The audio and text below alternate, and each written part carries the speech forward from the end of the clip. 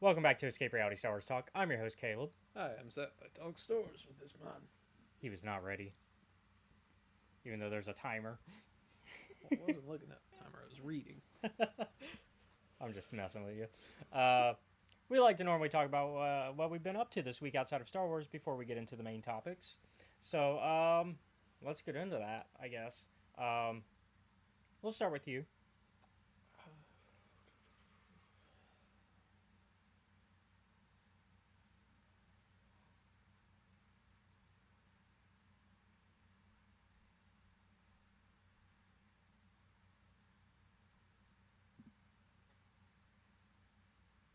Nothing? None. Oh, I was about to say, you're like, usually you are when it comes to, like, what we've been up to this week. I'm just struggling with my taxes. That's why I've been doing. I gotcha. Mostly been making stuff for the channel. Uh, Actually, we were talking about me playing Divine Divinity. Yeah. So the original Divinity game before Larian went on to make Baldur's Gate 3, they have a franchise called Divinity. If you're keeping up with the channel, you would know that we've been going through every single one of them. We played Dragon Commander, which was the third most recent game. We played Original Sin, which is the second most recent game, but also like these are the first two chronologically speaking. And now we're on the first game ever, Divine Divinity, which is the third game in chronologically. Not confusing at all. No. And Original Sin 2, not the next game after Original Sin. It is in fact the most recent game and the furthest in the timeline. This is some Devil May Cry nonsense where you start at 3. Not even 3, because 3 would be Divinity 2. Which is actually the third game. Because it's Divine Divinity, Beyond Divinity, Divinity 2, Ego Draconis, Dragon Commander, Original Sin 2. Yeah. And now, just Divinity is the newest one they're coming up with. Yeah. Meanwhile, over in Devil May Cry, the chronological order for like story events is 3, 1, 2, 4, 5. Okay, yeah. So it's Divine Divinity, Dragon Commander, Original Sin 1, Divine Divinity, Beyond Divinity, Divinity 2, Ego Draconis, and then Original Sin 2. So it's mostly in order. It's just once you get to the newer games that were made in the 2010s, they start shuffling them around a bit. Because the other three games were made all before at least 2015. I want to say, I want to say even before 2010, but I don't want to say that definitively about Divinity 2. Let's find out. Yeah, before 2010, I was right. Yeah, because 2009. 2009 is before 2010. Barely, but still counts. It's not the 2010s yet. It is still the aughts. So, although they did do a 2010 update, and then the developer's cut is in 2012. Still, and then we don't get originals. They start developing Dragon Commander and Original Sin 1 side by side because they're technically two different games.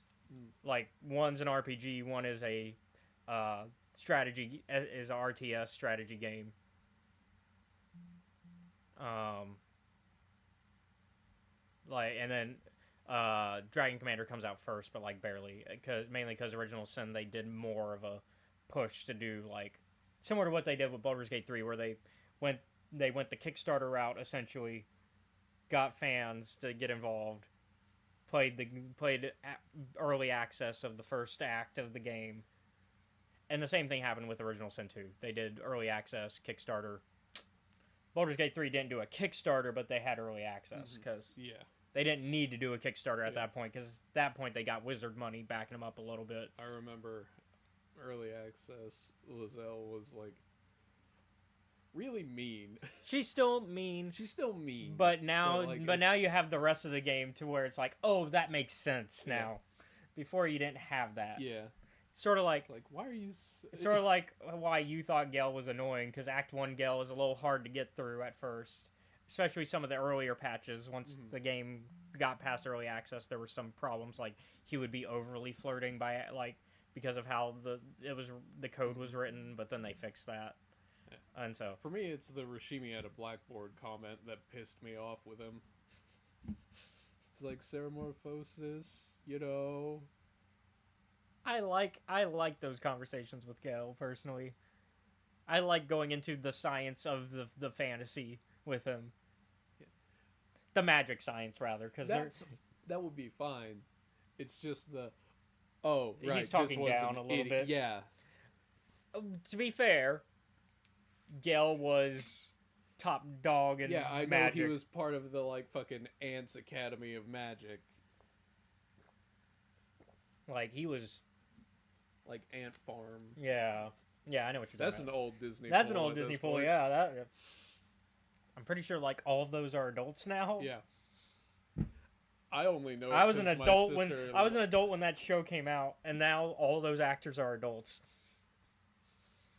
Yeah, Annalise loved to watch that. Oh. Anyways, happy birthday, Annalise. Happy birthday, Annalise. It's a little late because it was Thursday. Were you a bad brother? Did you not even text or call her? No, I did call her. Okay. I know the birthdays of my siblings. Okay, had to make sure because you were like, oh, by the way, as if you forgot. Mm-hmm. You don't go, oh, by the way. Anyways, playing Divine Divinity now. First time playing that one because I've only ever played Original Sin titles and Dragon Commander. So, first time properly playing Divine Divinity. Plays a lot like a Diablo game. Mm-hmm. It's a very point-click action type game. If you like Diablo, like classic Diablo games, you would like the classic Divinity games so far from what I played. But there are bugs because it's a game that came out in 2002. Bugs that aren't removed or patched but have solves. And in fact, I was telling you, some of them have solves that are just so immediate that in 2003 they already were like on the forums. They were talking about these, like even like actual like moderators for the website for Larians. And I'm like, so like whenever I'm looking something, because most recent one, there's a fight that I have to do. I'm in a dungeon, and because of how the dungeons are designed, they're isometric, much like Diablo, much like everything Larian has made besides Dragon Commander. Even Baldur's Gate 3 is isometric. Because it's isometric, it has borders, right? Mm-hmm. And so you can... Apparently, there's an enemy that can exit the borders of the game. I no longer belong in your reality. Poof. I'm out. And it's because she teleports. Fucking course. And so, I guess in the design, like in the development of this character to teleport, in the coding, there is no coding that goes, hey, she can't teleport beyond these walls. Nope, she can teleport outside the walls. Good thing is, much like in Original Sin, you have teleporter pyramids. So, what do? Apparently, you can drop one of your teleporter pyramids outside the wall, right? Mm-hmm. What's funny is you don't do it on the floor where this fight is.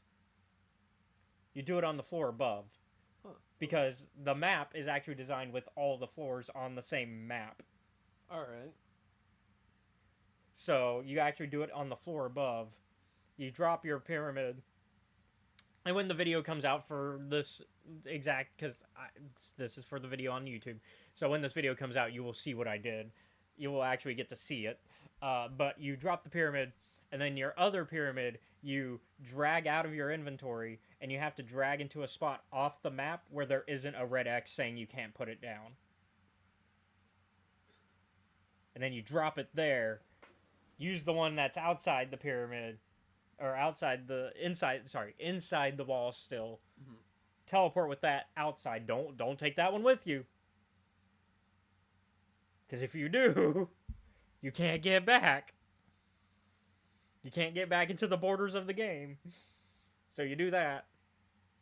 And that's how you get into the outside of the border of the wall, and then you pick up the pyramid when it's time to go. You pick up the one that's outside the border, and then use it to get back in after you finish that fight.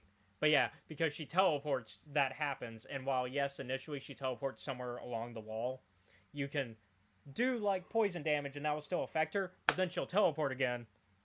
And then you're like, oh, damn it. Now she's so far I can't do that. Which is what happened to me. Because I would do Poison Cloud, and then she would go... And I was like, okay, well, I guess time for a new solution. Yep. And so I looked up on... And I was like...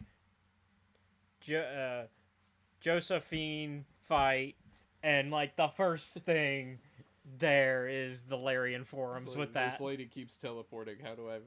Not only that, but also how to actually defeat her because she's a really hard fight.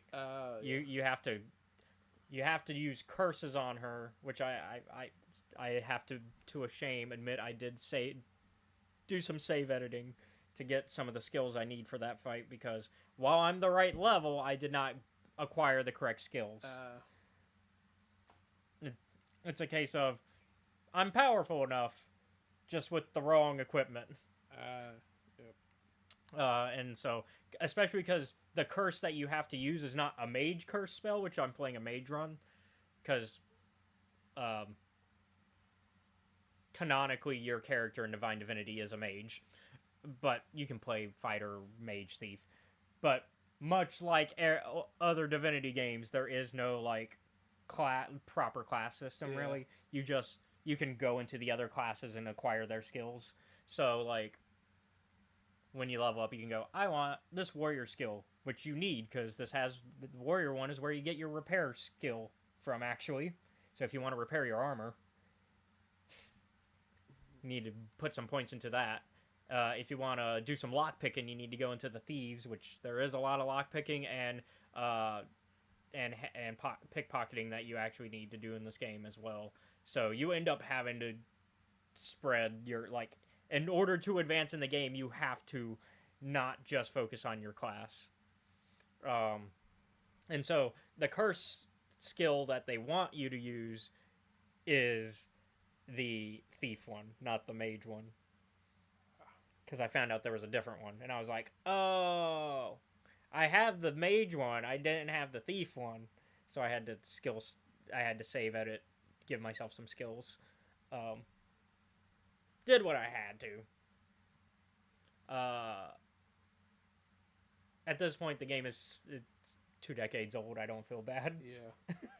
I am appreciating the game, though. I'm appreciating the story. As somebody who likes Original Sin 1, I'm liking this game because it has a lot of the characters you love and like it's weirdly enough, it's like it's a greatest hits game, even though it's the first one. So in reality, Original Sin 1 is the greatest hits, but because I'm playing chronologically, this is the greatest hits because you got Zandalore, you got Arhu, you got Zigzax.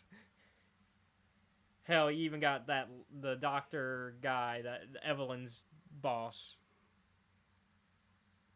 Theron? Yeah, Theron, yeah. Even he's in the game. He's like one of the first boss fights you do. So, like,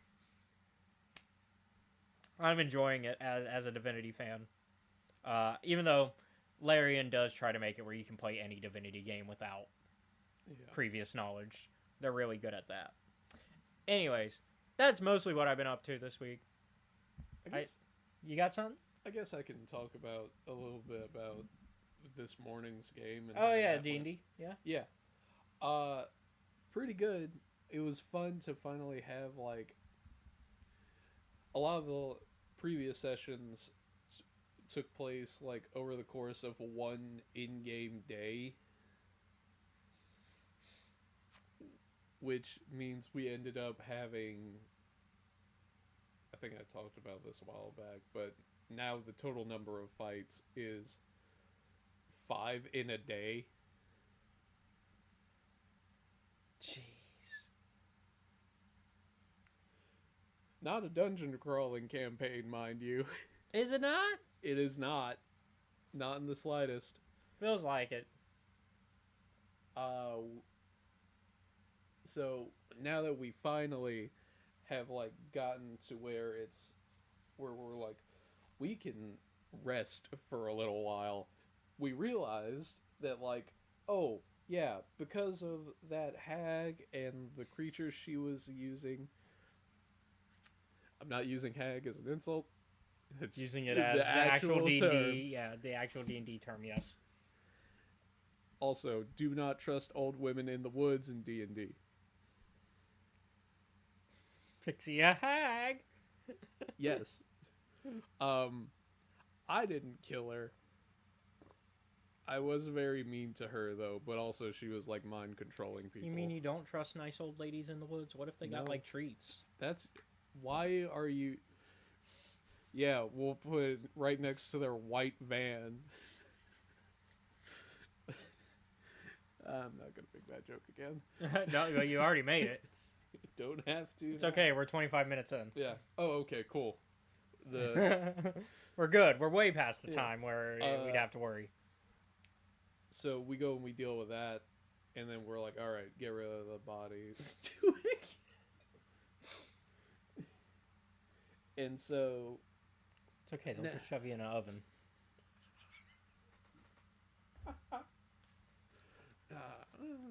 I mean, Hansel and Gretel. Mm-hmm. Anyways, you were saying. Sorry. I had to. And after that, we were like, all right, now we're going to go and talk to this other alchemist lady. She had a whole thing where she was, like, dumping poison down a well. Because, like, the people that lived down at the bottom of the well, she was like, all right, these guys killed my, like, family and village a long time ago. And we had already, like, talked her out of doing that kind of stuff. Mm-hmm. And we had... Because we had operated under the assumption of, like... We basically told her, go do something productive with your life after we had convinced her. Go be a productive member of society. Yeah, after we had... At the time, I was like, oh... Because we had also unknowingly, like, freed this hag. We were like, I expected people to be better than they were. Which Come on, Seth. Tends to be a running theme for this game, is my character being like, people can be better than they are. Come on, Seth. Don't you know you can't trust anybody? The fact that it was... it happened twice. Once is a fluke. Mm-hmm. Two is Yeah. But if it happens again... No, don't worry. While we were on our way to, like... Because we left these two alone for a while. Mm-hmm. The hag and this lady. We were like, okay, hopefully they'll help each other, be friends, things will work out well. They didn't. Turns out the hag, not that great a person. Who would have thought? Who knew? Although that feels very judgmental at the same time. Yeah. Well, we found out not that great a partner. Yeah, there you go. Because she Hey, was now, really... I was going to say, because I got some 2 great hags in my campaign. Yeah, those are fine. Hattie and Patty are great. Hattie and Patty are perfectly fine. Is it bad to say that we don't know this hag's name? So you freed this woman, introduced her to society, and you didn't learn her name? No, we didn't even... She didn't even get to society. Before we she gave started... her, like, free reign of the woods to do whatever she wanted, and her immediate response, apparently, was be an abusive partner and, like, mind control animals to do horrific things. Keep in mind, we were expecting her to be a better person than that. It was a really low bar to clear. Yeah. Shame she didn't clear that bar. Continuing on. So that happens, and then we go and we meet up with the alchemist, who's like, yes, it turns out, not a great person.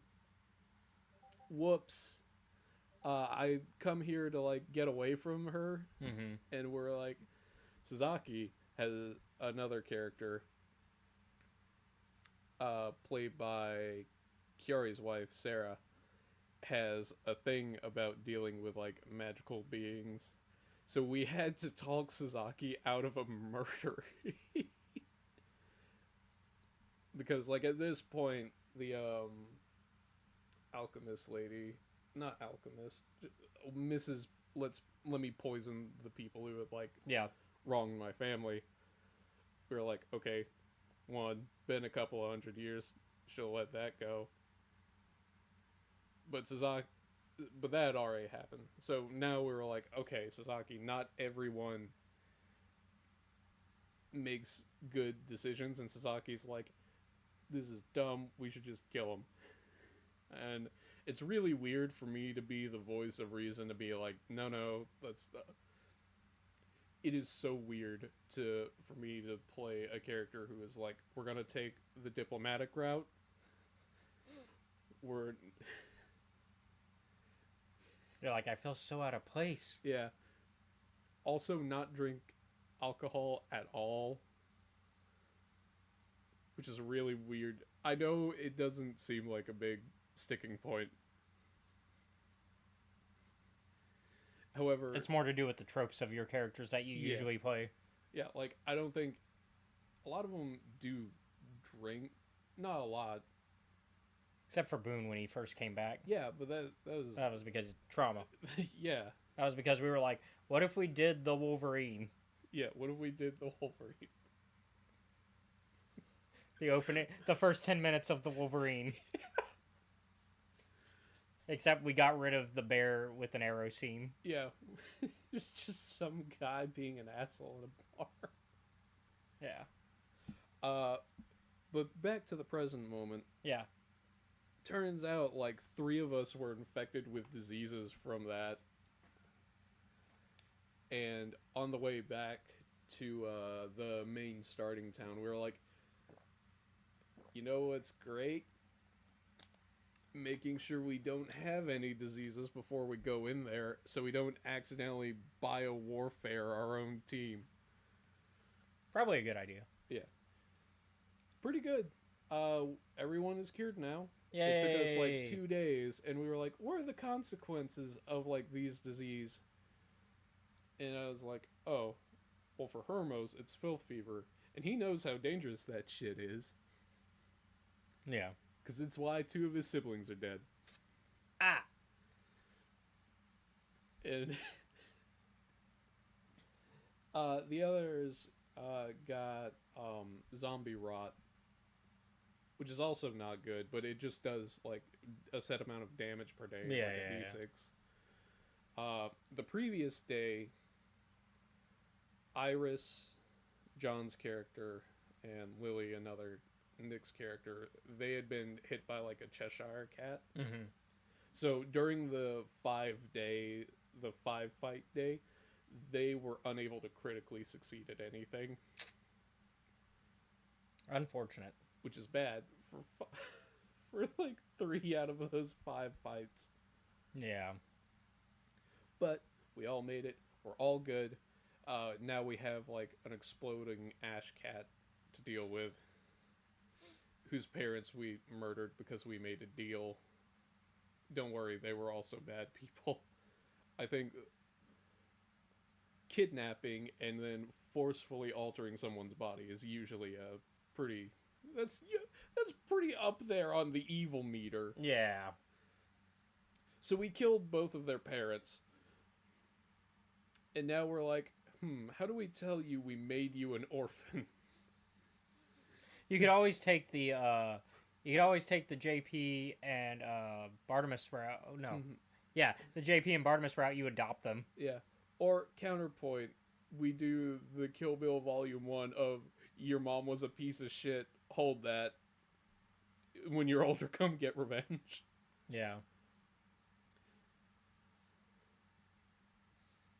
Alright. Anything? So yeah. Yeah. That also, puzzles. Puzzles. Oh. Good luck on your own next time, Pixie. For Pixie's puzzles, yeah. You're pretty good at them. I'm glad you solved the water one. The clock one was bullshit. So it sounds like no more backseating from you on that one? No, I will absolutely do it again. You're like, I'll still backseat. As long as they as long as they let me. As long as you don't hear like, hey, no backseating, then.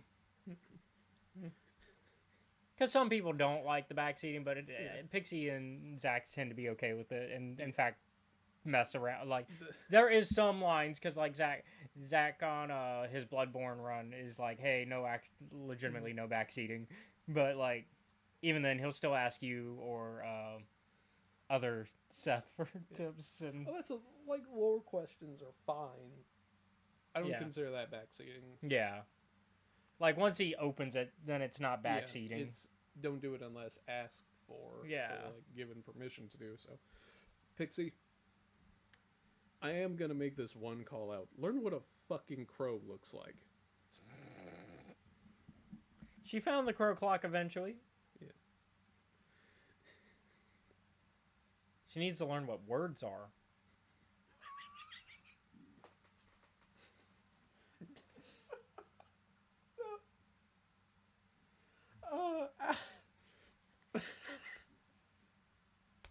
Am I wrong?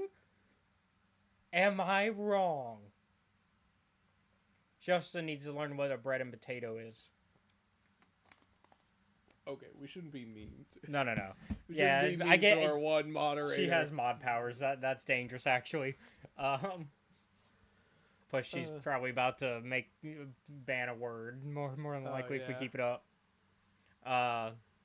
Speaking of, Is it gonna be potatoes or bread? I stole a loaf of bread. You stole a loaf of potato bread. All brown, oval-shaped food is bread. We learned. Pixie sees like a regular thing of like, what's the one with the bunny on it?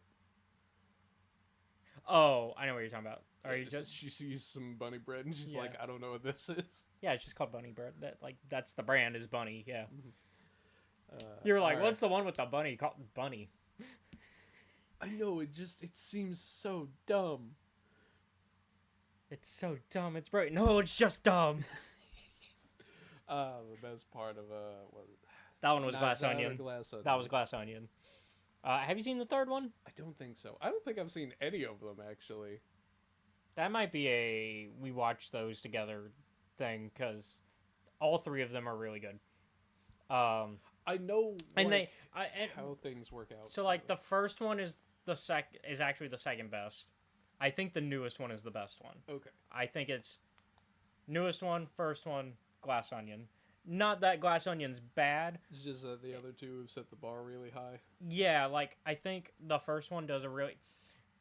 I'm going off topic a little bit real quick, but I think the first one does a really good job of setting the tone of this like comfy, like not comfy, cozy murder mystery vibe. Mm-hmm. So the Agatha Christie style, Murder She Wrote, not too bloody or anything, right? Like what you expect from a cozy murder mystery, right? It's that with a little bit more humor, and I think it balances it very well. The second one, I think, does just a little too much humor, and it works. Like some of the best memeable lines come from that one, like the one I just quoted, but like I do like the mystery in that one, although similar to a Glass Onion, it's just kind of staring you in the face, and that's kind of the point. That's kind of the point of the film, is that the answer is right there in front of you. Are you going to be like, oh, this is too easy, I need to like think about it more, or are you going to actually accept the answer that's right there, right? The third one, weirdly enough, goes into like religious like discussion, and I think it does. I think it handles it really well. Of like, how do you present religion in a modern world in a way that shows that you do actually care about society and not just the religion? And I think it does. It has I think it has something to say. I think and I think the mystery is also really good. And you get Thanos in this one. Josh Brolin. He's the one who dies. He's the murder victim. Sorry. Ironically. It's just picturing him just like fucking disintegrating. Or I guess you could look him as Cable, because he was Cable in Deadpool 2. But, yeah. Anyways, I think it's really good. Yep. I like all of them. Moving on. There's no news this week. The only big thing that happened this week is Maul Shadow Lord dropped the first 2 episodes. I've watched them. You probably haven't yet, I have not. but we will save that anyways for when we do that episode of the podcast. More than likely, I'll start having you watch some of them as they air, so that way we can just, as soon as the final episode drops that week, we can have the episode rather than wait a week. You'll like it. Okay. I think there are some legit criticisms that I think there's some legit criticisms, but also some like, okay, I get where you're coming from, but does that make it a bad show? Like one of our mutuals, Chase, he is less into it because he sees it as the aura farming show. Okay. Because it does a lot of what you think. It's Darth Maul showing up, aura farming with Duel of Fates playing in the background, and very easy clippable parts of the show for TikTok, right? Mm-hmm.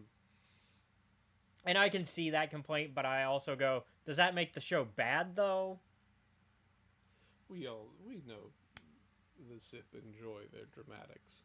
Well, especially Maul. Yeah. And I think also that's what fans kind of want, like Darth Maul fans, I should say.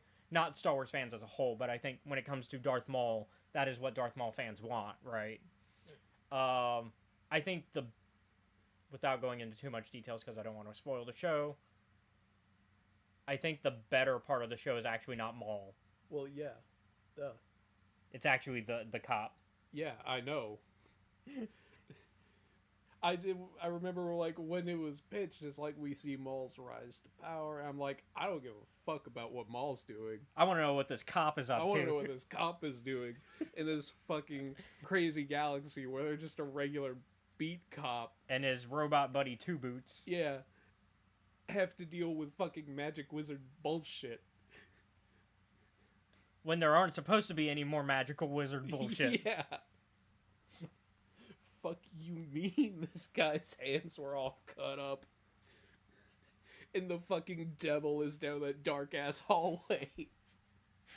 But yeah, we might watch it today, the first 2 episodes today together before we do some Grounded, because we're going to do Grounded today, I think, because I don't think I got... It's not looking like a D&D day for me. Not for you, for me. For you, yeah. Unfortunately, later in the day... Probably. Before Grounded. Or after. Probably, like, I don't know when we're going to do Grounded. We'll probably start usual time around 6. Oh. Okay. Is that when you might not be able to join? I might be only able to briefly join. It's okay, because like it's okay, because we're not pushing the game story-wise anyways. Yeah. I think we're still kind of just fixing... A lot of, like, projects around the base. Yeah, like, we got the base kind of done. Now it's the zip lines, really... And so, what was I looking for? I was looking for something specific. Oh, not this server. That's why. I accidentally sent Steve to Philadelphia. Yeah. Because it didn't do the ritual right. Yeah, so we didn't have Boom Boys last night. That's okay. I had coffee, and then I was like, well, it's been about an hour. I should probably double check what's going on. Because I managed to record a couple videos in that time, and I was like, I should probably check. Because I was behind anyways, so I had to catch up on videos. Mm-hmm. And then when everybody was like, nope, and I was like, okay. Because I figured Drew was asleep by then. Because his bedtime's 11. 11, 12-ish. Yeah. Whenever Tori says it's bedtime. Whenever Tori says. Andrew doesn't set his own bedtime. So yeah. What have you emoted at us? She's just sitting. Alright. Anyways. I promise not to bully you. Yeah. At least for this stream. Yeah. Anyways, let's get into, since there's no news this week, we're going to dive right into today's topic of Tales from the Nightlands.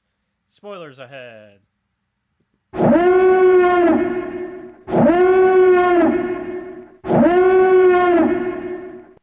Alrighty. So, each issue, there's only 3 issues of this. This is like a Jeepers Creepers beat. Yeah, I really liked it. I did too, man. Like, while I did make the comparison, that's just because of, like, the time gap between it. Well, and also, at least it's not created by a bad person.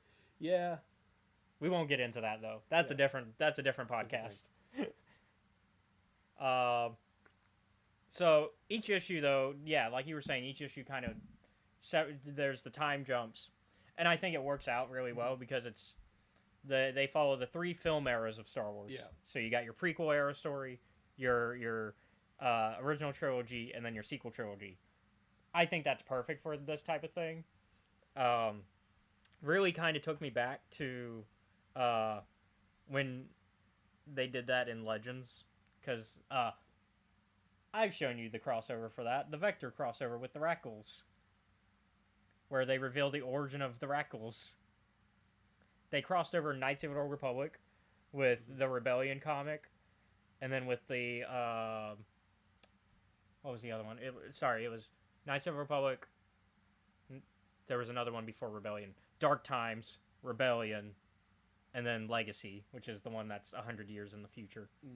And so they have the one character who, because she's in the Sith stasis thing, she goes throughout each era because they are able to keep her body in stasis throughout. So she's able to jump parts, but it also she also brings the Rackles with them because that's where the amulet comes, the talisman comes from. That creates the Rackles. That's where we get the origin of that. I think we talked about it once, like a long time ago. Yeah. But yeah, it reminded me of that, and I was like, "Oh, this is really cool." It's too bad it's not like a crossover of a bunch of comics. I would think that's really cool, but at the same time, I like what they did. Every 20 years, this fucking just about, yeah.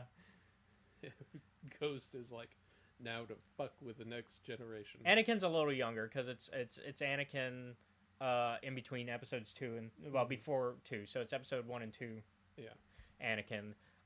So we start with Anakin and Obi-Wan, who are initially invited as representatives for the Republic to a funeral on Ryloth for Tarmi Dahl, who is a leader of the Twi'leks there. I think he was just like a great scientist or whatever. They kind of brush over like his role, something like that. Anakin doesn't really want to be there, as he initially finds the whole idea boring. It's like, God, I'm gonna be bored. And also, it's not fitting for Jedi to be involved in this because it's like, what are we doing here? And Obi-Wan's like, well, we are representing the Republic. We are here to show respect, and we also observe life and death cycles like this. Anakin changes his mind, though, when he meets Daisha, Tarmeed's granddaughter, who was helping him study something called the Nightlands, which was to allow Twi'leks a chance to speak to their dead once more, and it needs to be done tonight, in fact, as the ritual that starts it can only activate when the planets are in like proper alignment for like a few minutes, for like 30 minutes, something like that. I think it's like 10. Yeah. So the Grand Guzier, their religious leader, however, says the Nightlands is not a ritual that should be done, and closes off Tarmeed's resting place to make any attempts to stop them from doing anything. Do it. No seances, specifically today. In fact, it's the only time we can do it, man. There's a reason that we have forbidden the practice of this. And they're like, but why? Because we have. I think that's the biggest issue, is the Grand Guzier, like... Maybe... But also, I think it's been lost over time. Yeah. That knowledge. Like, if either A, it has been lost, that really sucks, because then it's like... That's a very important thing to not note. It's the classic... fucking... when you tell a child not to do something, but you don't explain why. Yeah, it's the... Yeah, it's the... But why? Because I said so. And, like, it's like, that's not a full reason, though. Like, it's a reason, but it's not a good one. Yeah. And so, like, kids will question that. Mm-hmm. And that's what they exactly are. Yeah. It would be a little bit different if it was like, by the way, be careful, that will burn you. Therefore, it will hurt, and you'll scar. It's bad. Yeah. And even then, sometimes they don't listen. Sometimes you should still tell them. And then in that case, it's no longer like, it's a thing of, okay, they had to learn the hard way, and now they know. Yeah. This is not something you want to learn the hard way. No. And so, like, Anakin, of course, being Anakin, connects with Dacia's need to say goodbye to her grandfather, and helps her sneak in. They manage to free the spirits, and at first, all seems normal, right? Yeah, They're it'd like, be fine. like somebody's like, "Oh, it's my grandpa," but it turns out they've actually freed a demon called Hitnaga, aka the Nightlander. Hitanaga. The other spirits are also revealed to be demons, as then grandfather's ghost starts attacking. Hilariously, Anakin swinging at a ghost is very funny. He's like, my lightsaber's not working. Obi-Wan's like, yes, they're spirits, Anakin. This is gonna be funny when the same thing happens later. Yeah. So they're all demons beneath Hidenaga's control, and they all feed off of the despair of their targets. Yep. So Hidenaga is a demon of despair. Yep. And she's also seeking a physical form to control, and she wants Dacia to be that form. Anakin and Obi-Wan try to. They're like, what if we use like the force kept her in like a ball or something? Like a little force stasis. Yeah. That kind of works. And Hidenaga's like, how long do you think you can do this? Because I got a lot of time. Well, I got 10 minutes, but do you think you can keep me still for 10 minutes? And Anakin's like, well, no. So, realizing his mistake, as he did this not to help Dacia, but to see if it would work so he could speak to Qui-Gon. And that's really why he did this. Even Hidenaga's like, you didn't do it to be selfless. Anakin, yeah, you're right. So, you know what? I'm gonna sacrifice myself, and I'll be your physical embodiment. And this actually very much interests her. Hidenaga's like, okay. Deal. But it's too late.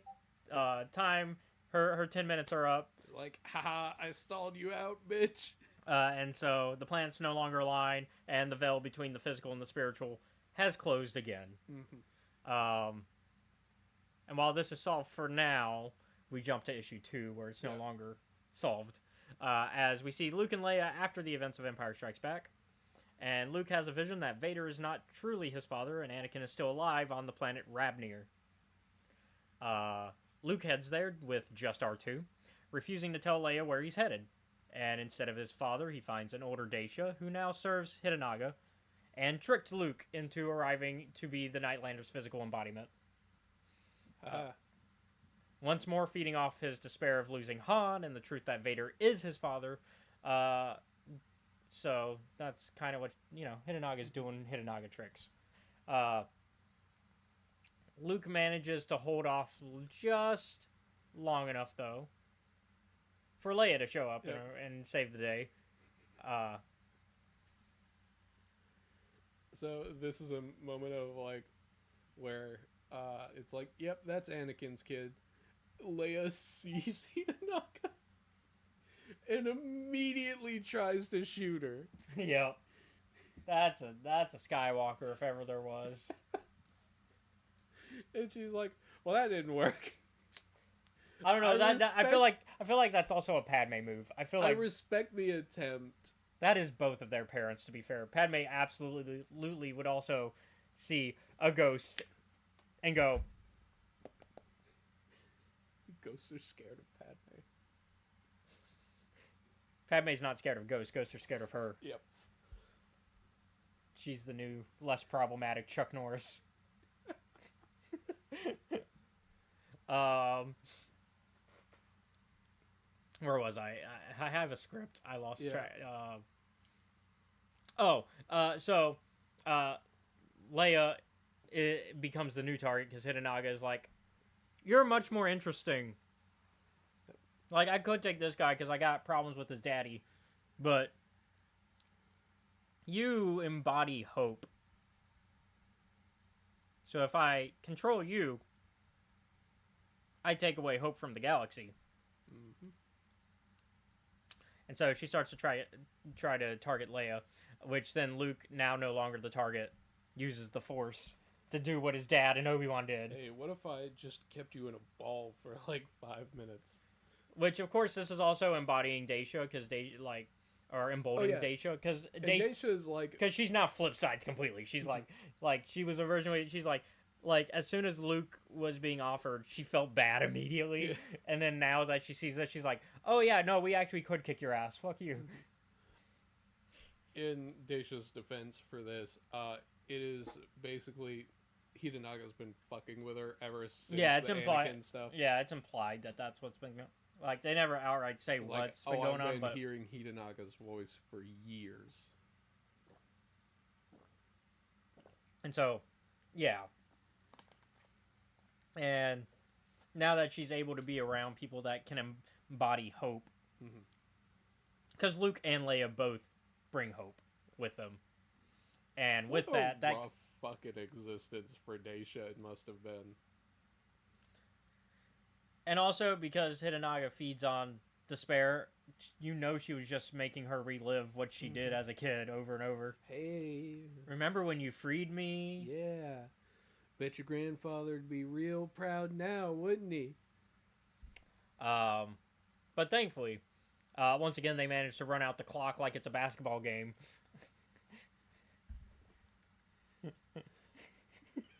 7 minutes. I mean, this lady's got a weakness, and it's the grim. We don't have to beat you. We just have to like. We just wait till dawn. Yeah. Sorry, you're like a vampire. Not even dawn. You're like. Not even dawn. Like 10 minutes from your arrival. A smoke break lasts longer than your power. And it's not that she's not powerful, because we see She is extremely powerful. Because we see in issue 3, which we'll get to in a second, but like, it's just issues 1 and 2 kind of downplay it because she's not in a physical embodiment yet. Yeah. Because her problem is she's not fully in the mortal realm, essentially. She's still in the spiritual. And so she can only do so much from there. But once again, the veil closes. Leia goes to make sure that Luke is able to leave safely on the Falcon as she goes to make sure the Falcon's ready, giving Luke a chance to talk about his dad, Anakin, and what happened in the first issue to Daisha, and kind of accept that his father, while his father is Vader, that there are people who still kind of knew him as a hero and kind of... Like, it's not untrue to say that Anakin was a hero to the Republic. Like, he did do a lot of good. Just like Vader did a lot of bad. Yeah. It's just, it's different. Yeah.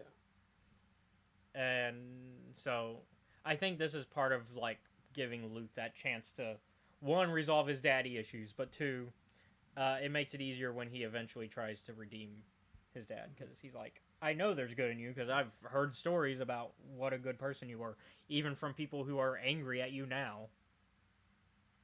Meanwhile, Leia over here, I will hate you until the day I die. And honestly, fair. I think neither of them are wrong. No. We've had this discussion. Neither of them are wrong.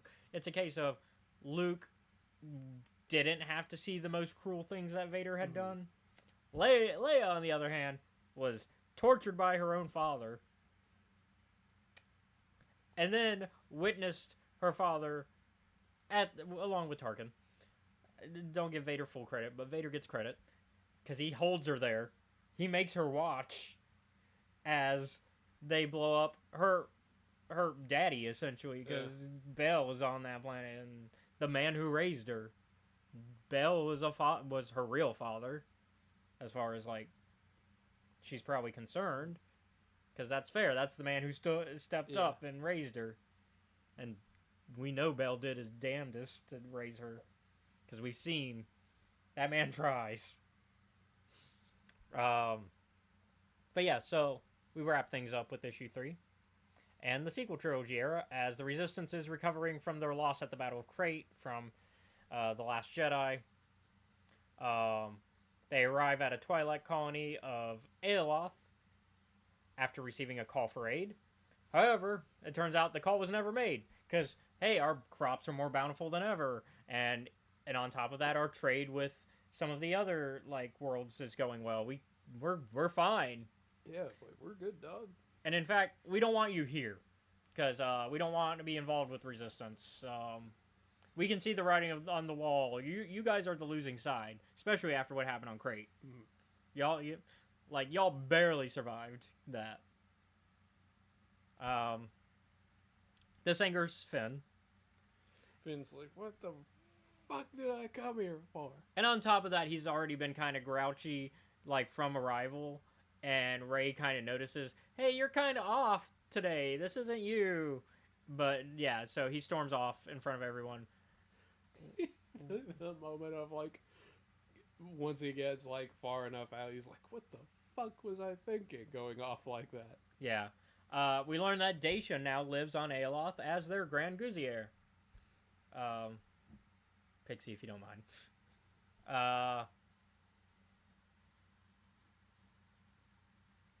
Send him And to so- the Shadow Realm. Yeah, Shadow Realm. And but Dacia and Leia reunite and realize that everything regarding the aid call and their arrival is suspicious. Yeah. Fitting with the usual return of Hitanaga sort of vibes. Which of course Dacia is trying to warn of, and her new I guess Twilight group colony is like, your old fairy tales. wait until Satan shows up in 2 minutes. And they're like, oh, crazy old Maurice, essentially to her. And then Satan shows up 3 minutes later. Yeah. It's They're also like, oh fuck, okay. it's also then that C-3PO reveals to everyone that it was Finn who answered the call for aid. Which is like, wait, so if Finn answered the call, why is he acting like he didn't know that? What? And so they all go looking for him. Finn, meanwhile, finds himself deep in the Twi'leks crops when Rose approaches him and tells him she was wrong at Crate. They should give up. Finn grows suspicious as this doesn't sound like Rose. Yeah. Only for him to remember she stayed behind at the Resistance base. She's not on this mission. And How'd you even get here? Hidanaga's like, and possession. Surprise, bitch! It's me, Hitanaga. Finn, I don't know who you are. It's okay. I'm just gonna take your body now. What? I'm not going to give either Leia or Dacia shit for not informing Finn and the rest of them about this. Because why would they? Because they've already got so much other shit going on at this point in time. But also, why would they? Because as far as Leia's concerned, she didn't know they were gonna run into Dacia ever again. Yeah. Hell, she didn't know that this was gonna be a thing that's recurring. Yep. Whereas Dacia doesn't have time to explain that because Finn's already ran off. I had to get that. Yeah. It's all good. So, yeah, they didn't have time to explain. But now they're starting to explain a little bit as they're looking for Finn. And so, the rest of the Resistance crew and Dacia arrive to find dead crops, despite the Twi'leks leaders, claiming, hey, our crops for this rotation, they're great. They're like, wait, why are there a bunch of dead crops here? I think we may have been lied to. Also, very revealing of Hidanaga's power. Even C-3PO recognizes this. So this means this isn't just like spiritual mind games. Because I don't think, the Force works on droids. No. So this is she's actually making the crops sour. Yeah. That was the one thing I immediately clocked when... It's not an illusion. Yeah. It's not... Because, we've seen that she can do illusions, and that's how she, creates the despair that she feeds off of a lot of the time. In issues 1 and 2, I don't think she does anything real in those issues. No. And so, when C-3PO was like, hey, what's with the crowd? I was like, oh, no. Oh, no. She actually is more powerful than we thought. And so, Yeah, so it turns out, yeah, she's now on the physical plane. And not only that, she's brought her demon friends. Yep. And so they start attacking the crew. And meanwhile, Rey tries to inspire Finn and remind him that there's still hope. Hidenaga's once, but unfortunately for them, Hidenaga's grown so powerful thanks to Finn, as well as the darkness in the galaxy brought by the First Order, that she is able to reveal her monstrous true form to us. It's something out of Alien. Yep. It's great. It's great. I did read a little behind the scenes about this. Mm-hmm. So one interesting thing about the Nightlands thing, it was a miscommunication of why the Nightlands exist in canon. Okay. Because in Legends, the Nightlands were like the dark side of the Ryloth planet. That's what the Nightlands were. All right. Clone Wars, though, got rid of that from canon. So that doesn't exist in canon. Mm-hmm. But if you don't, in case you don't remember, Kevin Scott tried to introduce it in a similar way during Tempest Runner. When we're on Ryloth. Oh. But because he didn't go into enough details, he was able to kind of retcon it into this. Oh, so it's like a Twi'lek afterlife. Yeah. So now it's a Twi'lek afterlife rather than the dark side of the planet. Right? I guess in reality it's Twi'lek hell, as we're learning. Thanks to this comic. But, because this is also Kevin Scott. It's our boy Kevin Scott. We love Kevin Scott. I know that like, they referred to the general galaxy as like the Daylands. Yeah. And so, I'm trying to remember where I saw that. I think it was on Wiki somewhere. I'm trying to remember where exactly I saw it. But anyways, so that's kind of how this happened, is because it was a canonical error that they were like, but what if we did this with it then? So here we are. I do like it. And so and then of course the artist Francesco, no, that's the cover artist. The artist for the third issue.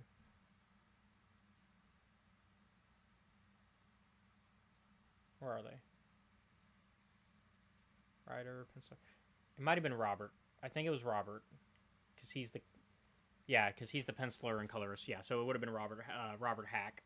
So Robert Hack apparently did look at creature shops to design what the Nightlanders, what her true form, Hidenaga's true form is, which definitely shows. It looks like something from a classic 80s, 90s horror film. Yeah. And so I like how it turned out. It's definitely terrifying. It's got very insectoid, ant-looking almost. Yeah. I like it. And so we see her true form. But the way they managed to do it, I think, while kind of cheesy, I think it works because it fits the themes of Star Wars, and it kind of fits like the classic kind of horror vibes that we're going with here, because this is exactly how that type of horror movie would have ended. They pull an It. Yeah. They go, I'm not afraid of you, you're afraid of me. Because Leia never backs down from who she is, and Dacia has grown as well to find hope, so Hidenaga trying to feed off their despair doesn't quite work, and they eventually are able to, like, Rey's able to eventually get through to Finn about how he is her inspiration for hope.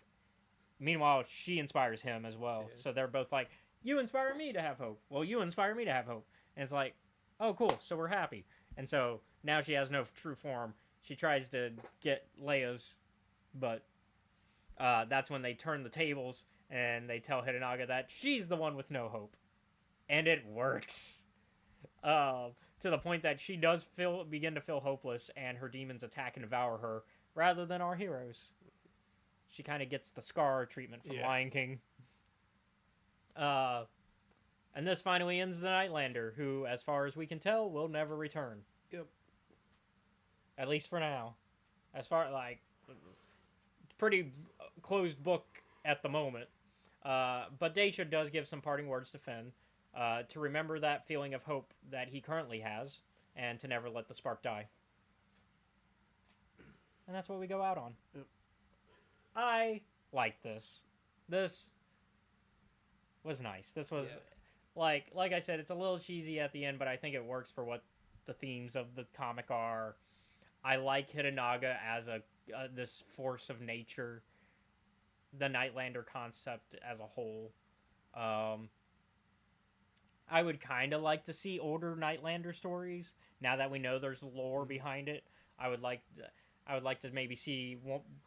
Did she ever appear during the High Republic era, or even older eras? Even though I know most of those are off limits right now in terms of publishing, like they aren't making any Knights of the Republic era stuff.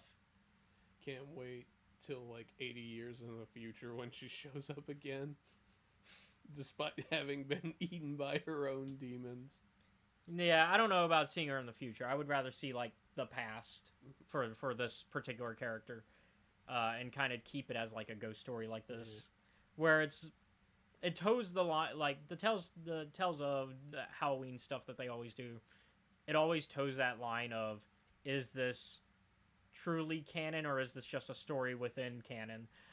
I think this is probably the most canon of one of those, where I can basically go, okay, I think this actually happened, but not a lot of those. So, I give this a solid 8 out of 10. Yeah. I'm only not giving it higher because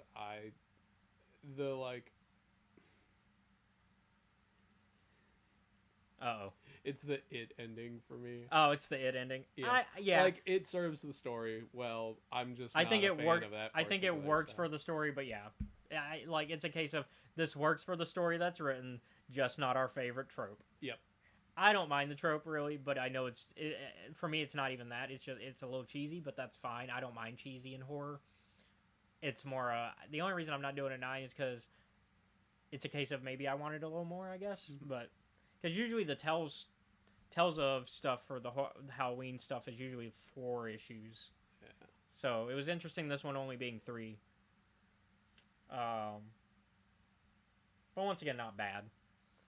I think that's it though for this week. Yeah. We kind of flew through this one because it was shorter. What characters would you pick from Star Wars? Like, if you wanted to see somebody else run into it. It would be funny watching Elzar run into this, but no. If I was to actually pick somebody, probably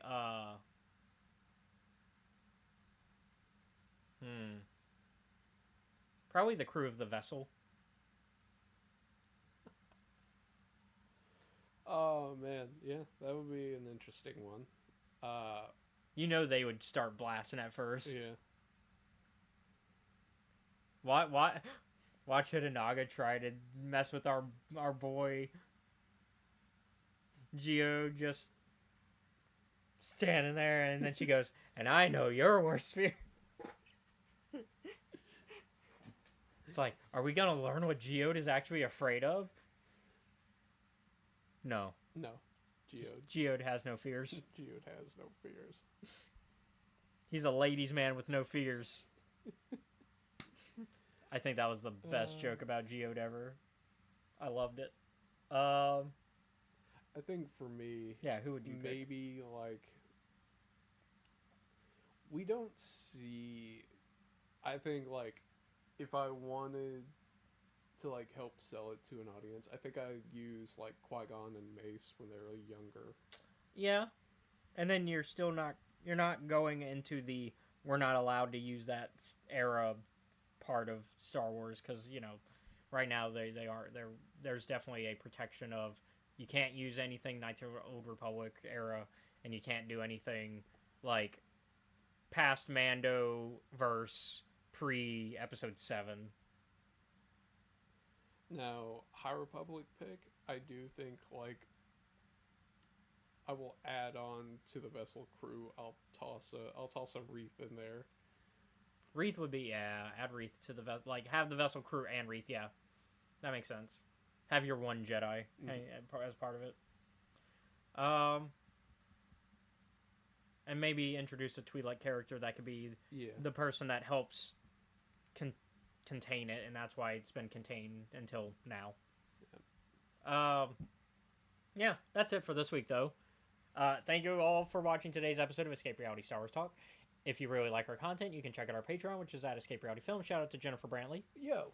You can also support us by becoming a member of our YouTube channel. Shout out to Pixie Nixie and her shared channel with Zach Goof Goblins. Yeah. Both the Patreon and YouTube memberships give you access to our content before they're released publicly on YouTube, as well as other extra goodies, including pages from my new comic book, Super Worlds, with amazing art by M Arts, where I've been adapting the short story Shadows of the Night from my Super Universe short story collection. I actually just got a new page today that y'all won't get to see until not this upcoming week, but the week after. I've seen it. It looks cool.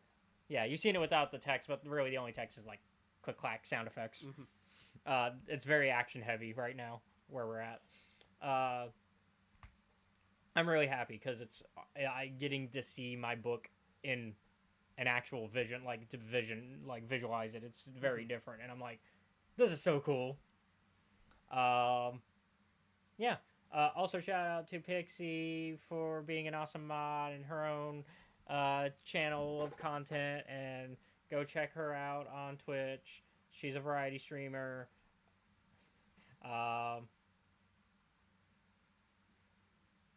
And so I disagree with that assessment, Pixie. No, you're not trash. You are entertaining. We like to pick on you during stream, but you're entertaining, and you make everybody in there happy. So go check her out. It's Pixie Nixie. Also, like I said, go check out the Goof Goblins, because I edit their content, and so by supporting them, you're supporting me. And so, yeah, if you'd like to be a part of our community, though, you can also check out our Discord, which is linked wherever you're watching.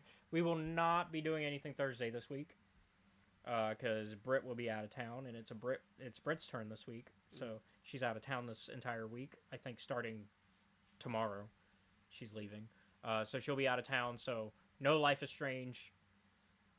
We're currently on double exposure. We finally beat 2, and we skipped the third game because she wanted to get straight to the next one. That's Max and Chloe centric, so that way we can get to the newest one.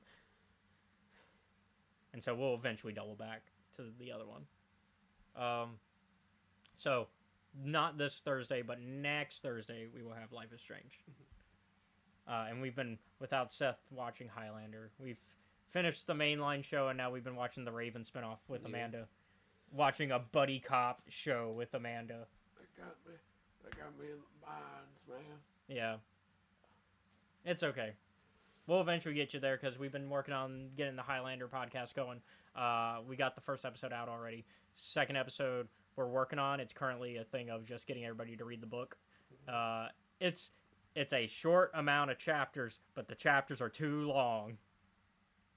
It's 12 chapters, but each chapter is like 20 pages. It's ridiculous. I don't know what they were thinking with that. The story's good, and it keeps my attention for a bit. It's just like, man, I want to be able to have a break somewhere to, like, I need more breaks in my books. But yeah, once again, friends of ours. Yep.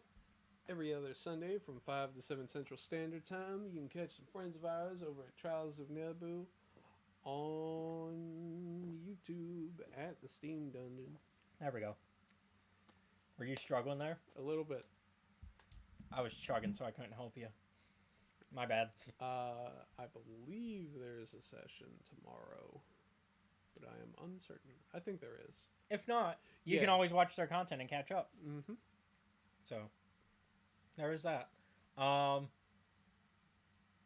Once again, though, thank you all for watching. Join us next week where Seth and I will discuss Hyperspace Stories Grievous. Y'all be safe out there. Bye.